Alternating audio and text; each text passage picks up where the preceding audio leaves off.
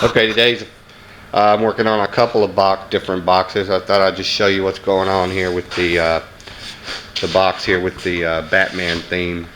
Um, Instead of carving all this out, uh, take way too long, I decided to cut it in two pieces.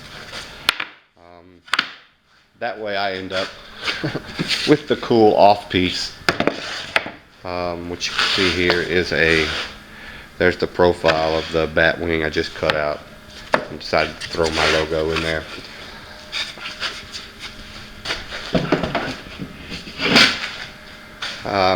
The box was supposed to have, let me blow this off, a Joker face and a Batman face. Now you can see the Batman face, and then there was the Joker coming out, and they were supposed to be in these corners right here. But I'm gonna have to go too deep to get the detail of the ears and different things, and because this is going to be painted with bed liner, or I'm going to lose a lot of detail. And I was just afraid that going too deep on the lines that aren't supposed to be too deep would make it not look proportional. So I have talked with my customer, and we're just going to leave these two pieces off. So originally this was supposed to be the baffle. This was supposed to be where all the Batman stuff was. That's why these are carved up here. But I'll just switch those out and just glue right over the top of that. And that experiment will be done with. And that's what you end up with. On top of here, as this is all facing you, the top piece will have two windows in it to view the subs. And these are the two windows, again, in the shape of a bat. This will all get, this is for 4 SA8s, 2 per chamber, with a really long, about a 36-inch port in it to get the frequency really down low. Got another build I'm doing over here, the hammer down build.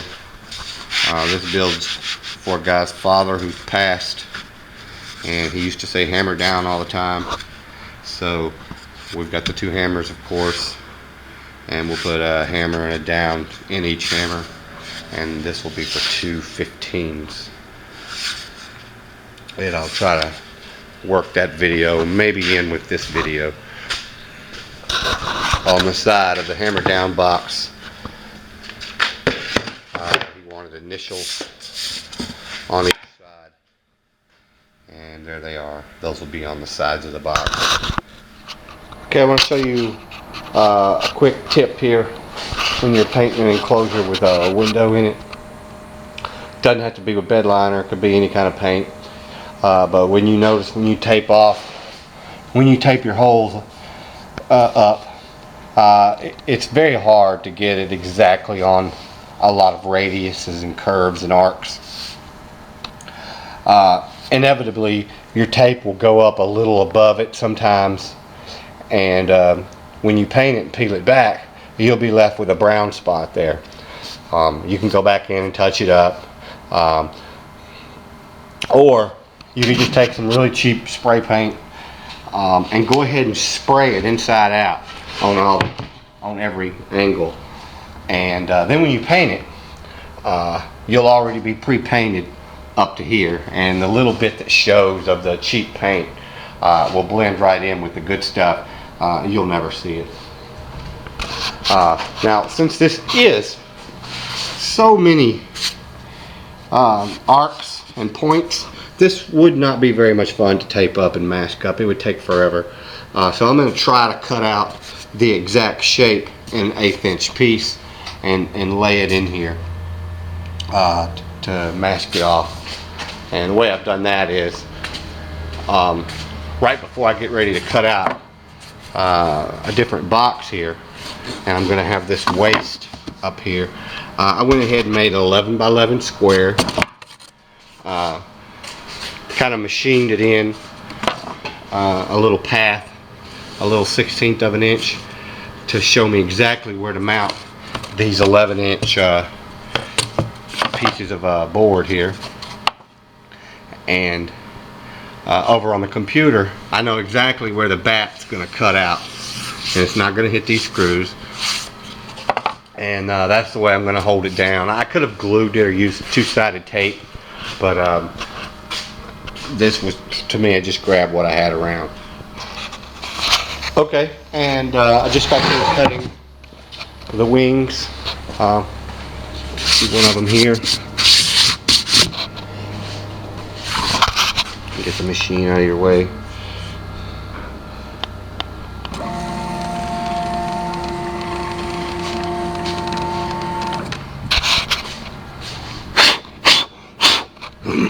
Anyway, that's what they look like screwed down. You can see where my two screws are that held it down.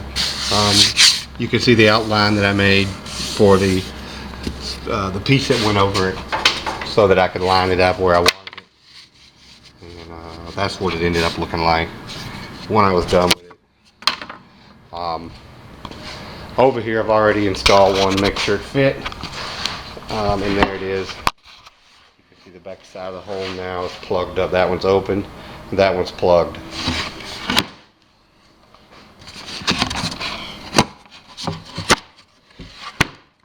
And that's what I ended up with right here.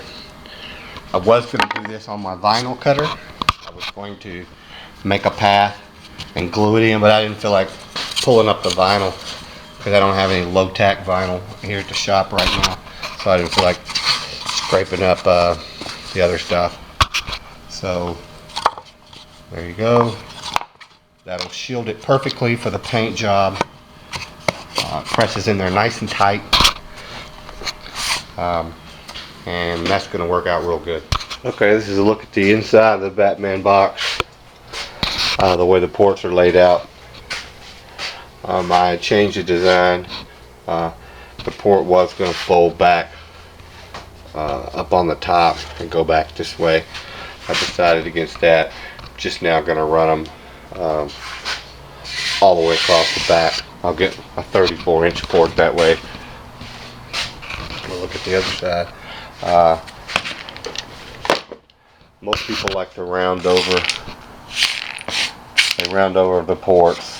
If you're going to round over your ports, you might as well round over everything. So every edge inside the box is rounded over. Take all the 90-degree angles off of any of the interior edges, just to help with the airflow even more. I don't know if it helps with the performance any more or less, but it looks good and it can't hurt. So all my boxes always have every edge rounded over on the inside that I can get rounded over. Also, I'll round over all the outside edges. It's just as important to round this edge as it is this edge, because the air is flowing out and it's flowing around, sucking in and out of the port. So you really want to round this edge over as well. And you round over all your edges to take this sharp point off. That way it can take an impact without making a dent in the box. Okay, this is the final look at the Batman box. It's completed. The painted texture really came out really good. There's a Sundown logo, 2 bat windows, 3/4 inch stick. You can see how the ports are laid out.